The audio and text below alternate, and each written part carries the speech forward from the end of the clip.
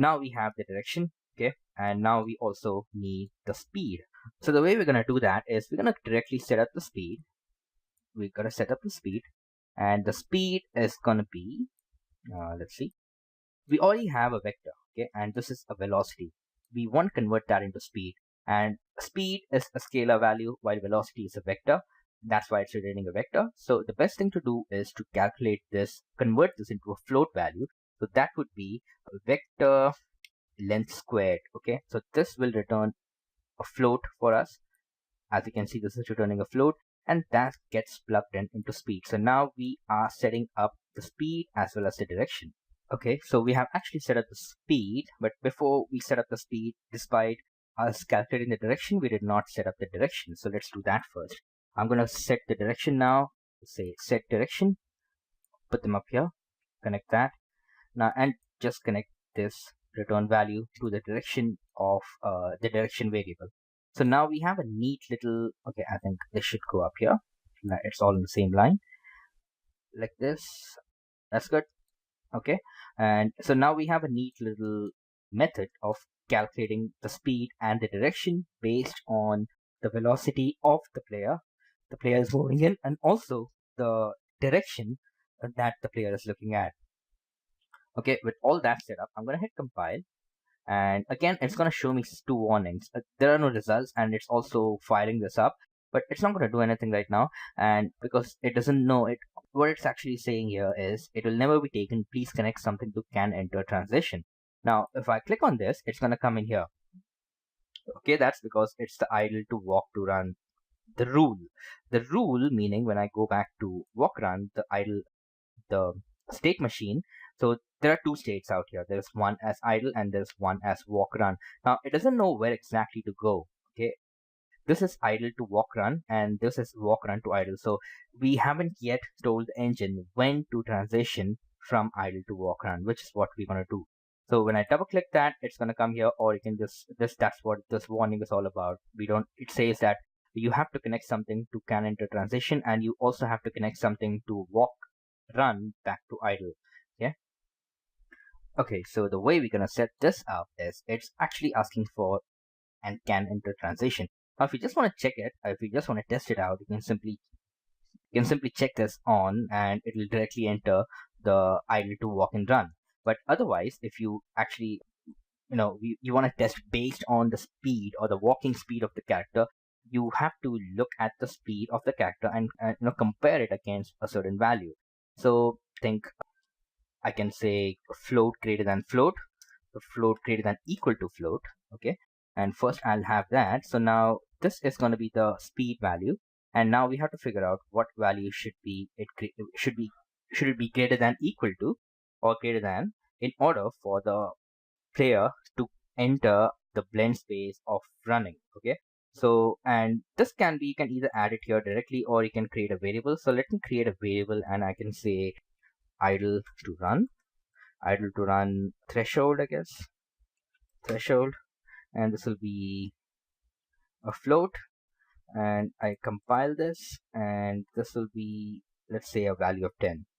Okay, the default value is 10, and I'll say let me add that here. Okay, so if speed is greater than equal to 10 for that moment, this can enter the transition. Okay, and I compile that, and now we have to also take care of the walk run to the idle transition, and then we can test it out. Okay, so now you can either check, in fact I'll just put this here because I don't need anything more complex. So it's all in the same line, it's looking good. Now one thing remains is walk run to idle will never be taken, please connect something to can enter transition. Now you can either go back here and you can double click on this, or you can simply click on this because it's actually giving it to you, it's giving it away to you. So I can click on this and I can enter there, or if you want to enter, if there is no warning here and you don't know how to enter, then these are the buttons that you got to double click and it will take you in there. So again, out not here, but if I go to walk run and if I double click this is what we implemented. Come back here and this is what remains to be implemented. So I double click that, and now we do the same thing but in opposite. So we again look for less than equal to this time, in fact float less than equal to float. Okay, float less than equal to float, and again we're gonna check whether the speed is less than equal to idle to run threshold. So if speed is less than 10, then it's going to be entering the idle. It's going to enter back in the idle state. Okay, if it's greater than 10, it's going to be entering the walk run state. Okay, so if I compile it now you can see that all the warnings are gone. It was an error. They weren't errors, but they were warnings. So now if I want to check this out, I think I can maybe move this out here a little bit. Maybe increase the size of the window. Okay, and if I just say this, and let's say floor, turntable, camera follow. Okay, and let's see previous scene settings, they're all here. That's okay. So going back to details, I don't have to go back to details now. I'll just go over to the Anim Preview editor and let's test this out. So now with the direction of, let's say the direction is 10, okay, and the speed is, let's say, 250. Okay, and now you have something between 0 to 600, which is not even half speed. So he's kind of walking very slowly. So if I say 350, he'll be walking a little faster, and if I say 450, he'll be walking even faster. 600, he is sprinting. Now I change the direction. Let's say I'm make him move to 25, and he's turned right. If I say minus 25, he's turned left. Okay, and I say, let's say minus 100, he is going to turn all the way to the right, and so on. So it's working. So if I can go back to 0, he's heading straight down. And let's say I say 100 or minus 180, and he's going to move backwards. Now again, the speed can be manipulated as well. So if I bring him down to 120, he's going to walk slowly backwards. And 0, he's going to be standing there and idling away, because everything depends, the whole motion thing depends on the speed that he's going to be running, the speed at which the character is moving. Now conveniently, you also have the idle to run threshold. So if you want to manipulate this, so let's say I want to manipulate this to, let's say, 20.